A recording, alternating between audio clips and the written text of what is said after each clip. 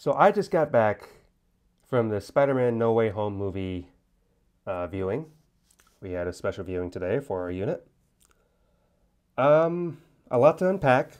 Warning, spoilers in the video. Might as well, right? Uh, there's a lot to unpack. I'm hesitant to say I liked the film. Yeah, I know all of you were like, wait, how could you say you disliked the film? I didn't say I disliked it. I'm just hesitant to say I liked it. There's a lot of things in it I do like. Um, I, I'm gonna backtrack and say I'm actually not one that's really seen the MCU. Maybe that's part of the problem. I saw the first Iron Man when it came out because my dad wanted to go see it. I grew up more of a DC guy, Batman. I grew up mostly Batman because DC is basically just Batman. but my dad did like some Marvel characters, and a couple of those were Iron Man. And besides Spider-Man, we saw the original Spider-Man movie. I missed part two. I know my brother saw part two. For some reason, I didn't want to see part two, which I hear is the best Spider-Man movie, by the way. That's why the big surprise of seeing Doc Ock on screen, everyone was like, oh my gosh, Doc Ock. And it's the original Doc Ock. I saw Spider-Man 3, though. Spider-Man 3 wasn't actually that bad. It's just too much meddling production-wise. Too much meddling. Like, they didn't necessarily need Venom in that movie. They could have focused more on just Sandman. Or especially the whole rushed thing with, the sun issue. That was a rush of a... Yeah, that was rush. But they could have done better. They should have done a fourth one, although now that's a possibility. They could do a part 4 of Tobey Maguire, and they could do an Amazing Spider-Man 3, which gets me into performances. I'll do that first. 2 surprise performances for me. Yes, before I go any further, yes, Tobey Maguire and Andrew Garfield are in it. I know that's the big thing. Were they in it or not in it? They're in it. I'm telling you right here. The soldier's telling you. I suppose spoiler alert is all lifted up now, so I can talk about it. I mean, technically, I was spoiled without even trying to be spoiled. I wasn't actually looking up anything of the movie. I didn't really care. I wasn't looking up anything in the movie, but I log onto YouTube, and even though I wasn't looking up anything, there's clips on my front page about, hey, spoilers, Tobey Maguire and Andrew Garfield interacting in Spider-Man No Way Home. And I'm like, well, the title itself just tells me what's going on in the movie. So I was just kind of like, really? I'm the guy that usually looks up spoilers. I'll admit that. My family always says, hey, we're going to go see this movie. I'm like, oh, okay, yeah, I'm not going to go see it. You're not going to see it, but it's this or this. Well, I already know what happens. You already know what happens. You always look up everything. Yes, I do. And yes, I looked up what happened in this movie. I did.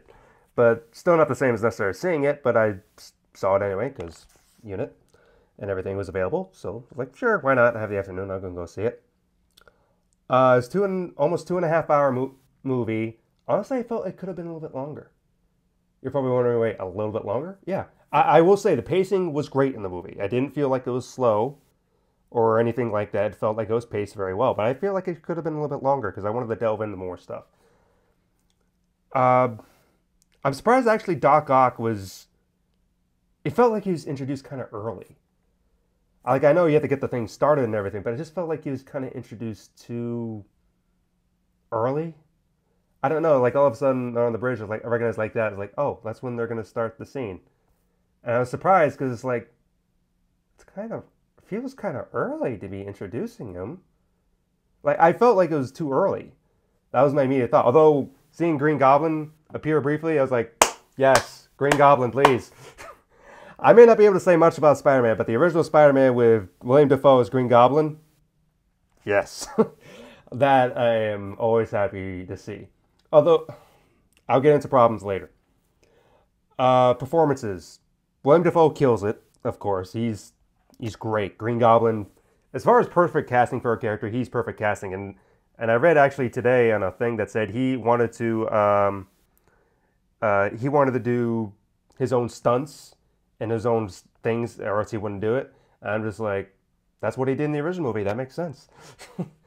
So it was great to see him. I don't really have any connection to the Doc Ock character, although I have watched the fight scene on the train and the ending. So I see it's like, wow, that's impressive. And I remember seeing a behind-the-scenes featurette of the train fight scene a long time ago I still remember it because it was kind of a cool thing. And you see the fight scene's kind of very fast paced, but in the behind the scenes things, they actually have Alfred Molina when he gets hit, he leans back all the way, like they have him on suspended all the way, and then he moves forward because those arms, yes, they were part CGI, but they're also a lot of puppetry, which made it a revolutionary type thing what they were doing at the time. It was big. Although in the new movie it's just CGI. I was like, oh, okay. But I really thought the nano stuff on his arms would have been like, oh man, he's gonna do something. But no, Spider-Man is able to just like take control of it. It was like, oh, well, that's a surprise. I really would have liked to see Doctor Strange. I know it's not a Doctor Strange movie, but I'd see Doctor Strange fight the lizard or somehow capture him. That would have been kind of an interesting thing because seemingly he had a bad time. He's all scraped up and his hair's ruffled and he's like just annoyed. And it was like, yeah, he had a bad time. Not that Doctor Strange was undercutting Spider-Man in his own movie, but I would have liked to see more Doctor Strange. If anything, this got me more interested in seeing the other Doctor Strange movie and the new one that's going to come out because honestly, the best sequence of the whole movie was when they went into the mirror dimension and all the stuff's like going topsy-turvy and the train stuff. And I'm like, what is going on? That was the coolest part of the movie. I was like, well, that's interesting. Seriously, that's interesting. And I think there's some scenes like that in the original Doctor Strange movie. I don't know. But I'm interested maybe in seeing the new stuff because I was like, okay, that would be interesting. I mean, the plot line doesn't exactly make...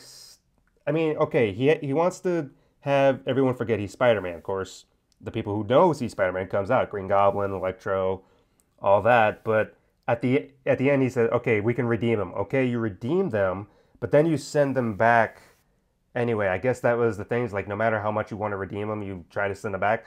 So they got sent back to where they were at, and they died or whatever they were originally anyway. Like I've seen some comments, because you can't help on comments. You could be looking at a picture of a cat and people start spoiling comments about the movie. And I was like, okay, well, I guess I'm reading this now. That, maybe this William Dafoe's Green Goblin right there was, transported right before the moment before the glider stabbed him. That's why he says, oh. So I was just like, okay, I can see that. And Doc Ock's character and everything. They should have did a little bit more Doc Ock, having more involved with somehow stopping the stuff at the end. I know he just comes out of nowhere and he's acting like, okay, he's evil. Then all of a sudden, nope, he's not. And I was like, what? They could have done... It's like they could have done a little bit more with him right there. Honestly, they could have done something more. When Toby and Andrew come in, it becomes pretty funny. Like Toby's dressed, as Andrew says, like, so do you have a suit or are you gonna go out like a youth pastor? And I was like, that was funny. But he's like, nope, I got the suit underneath. And I'm like, oh, okay, there it is. But that was funny. But seemingly, he makes a comment about his universe. Like if they make a part 4, which is possible, that seemingly him and MJ quote unquote made it work. But we don't know anything about Andrew's thing yet. Which I've seen a lot of people trying to say, oh, give Andrew a third movie. They could probably give both now. They can get Spider-Man 4 and Amazing Spider-Man 3. And I think compared to both of them, you could probably get away with Spider-Man 4 with Tobey, and that'd be probably it. Besides maybe another cameo appearance, I think that'd be it for him. I mean, if he came back for this, it's possible I think he would do it again. But Andrew Garfield, you could probably give not only a third movie, but you could definitely use him for more cameo and stuff for multiverse, I feel, going forward.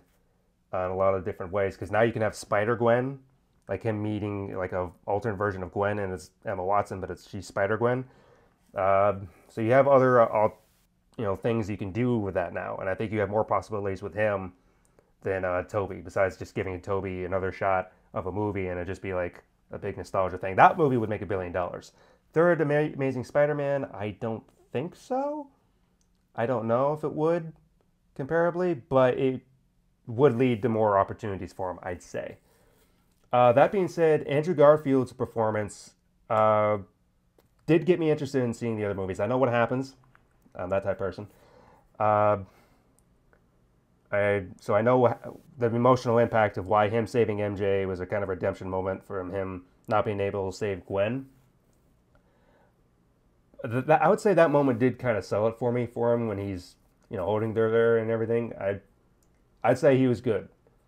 Another villain, or the villain, that I was most surprised was Jamie Foxx's character. I know in the original he was blue, and I hear that second movie was kind of a mess. I don't know, but I really liked this character. I liked where he was at. He liked, the power of the electricity and everything going through him.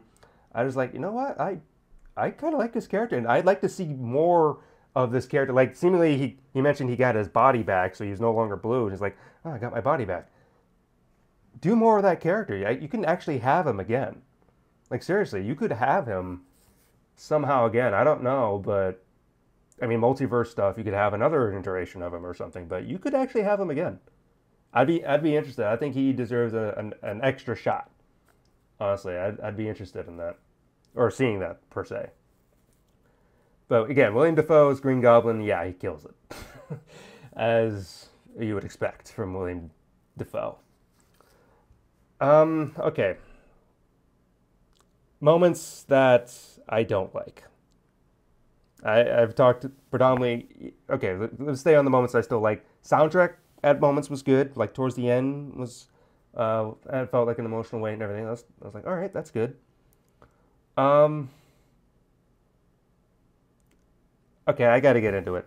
First problem with the movie. You see Green Goblin arrive. The first thing he does, besides throwing some bombs, is that you see him in an alleyway. He's seemingly reverting back to, being, okay, I don't want to be Green Goblin. Go back to the original movie. I haven't seen it in years. But if I go back to the original movie, his mask goes through so much hits just from Tobey's Spider-Man, and it doesn't break or shatter once, yet he can take a brick and just hit it and it shatters. What?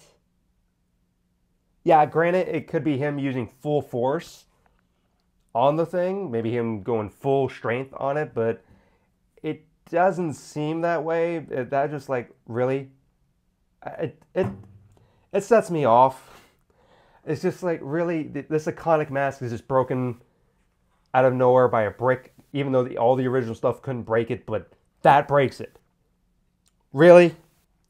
He had a whole brick wall falling on his face, and that didn't break it, but him taking one to it breaks it. Really? Sandman, I have no issues with Sandman, but it's just, all of a sudden he turns evil because, why? Plot? And he's saying he didn't care. He's like, okay, as soon as y'all are done, we can head back. But then, when Electro decides to turn off the thing after Green Goblin's speech and everything, he's just like, yes, he just joins it because what? Screw it? Okay. Also, the lizard staying down in the truck, shouldn't that have been a sign that he was not necessarily meant to be trusted? You're just trusting him, like, okay, you're going to stay in the truck? Yeah, I'm going to stay in the truck. Okay, good. You have Doc Ock wrapped up with his own tentacle because he's a danger, but the giant lizard guy, you're just going to take out his word that he's going to stay in the truck. And obviously he doesn't stay in the truck. What? It's just... It didn't make sense. And all the damage seemingly they did to the Statue of Liberty with seemingly building a Captain America shield on it and other stuff, all the damage going on, looked like not a single thing happened to it at the end. Granted, maybe they repaired it, but it just kind of seemed like that was a fast repair job for something. Huh? Again, just, that's something I necessarily buy, per se. I get it. Okay, and then the whole plot line of, yeah, everyone's going to forget you. But it's just... Then at the end, okay, even MJ and Ned's going to forget him, which could lead to Ned actually, now he doesn't... Remember, Peter Parker and his friendship anymore could actually lead him to being a bad guy, because that was, I guess, foreshadowed with what Peter said, yeah, my best friend died in my arms. Yeah, the whole thing with them in the lab, all three Peters together, that was funny. And they recreated the pointing meme. I was like, huh, funny. I get it. Like, them together was funny. I will say I am actually honestly surprised they didn't kill Toby because it felt like he would have died, but they didn't. So that makes me think he would probably be around again for future stuff. By all means. Uh, I mean those two glaring issues, but it felt not that again pacing was great, but it felt like they could have spent I don't know a little bit more with the villains doing something like. I don't know how you would draw it out, but it just felt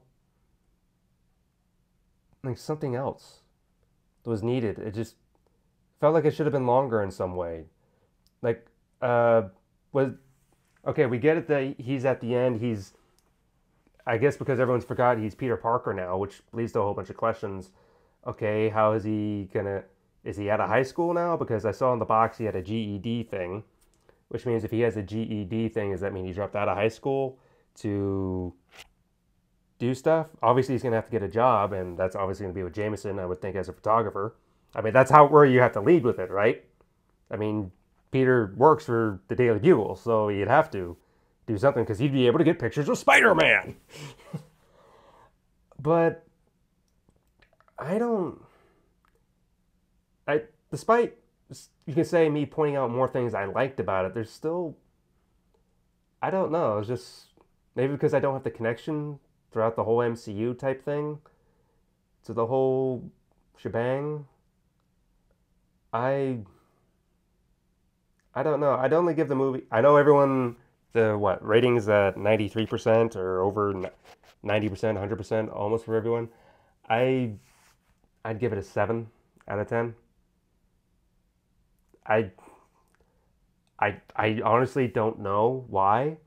There's a lot of things you could say I liked it. It's not like one person was saying to me this is like the most life-changing movie ever in my life. I'm like, I seriously doubt that. And after seeing it, I can confirm I doubt that. I, I don't know what it is. I don't know if I'm just not connected to it or if maybe I'm too old in a way. But everyone around me was more seeing everything. So I don't know. Can't say I didn't give it a shot. I didn't dislike it, but it's just kind of like I don't exactly. It's not my favorite thing either.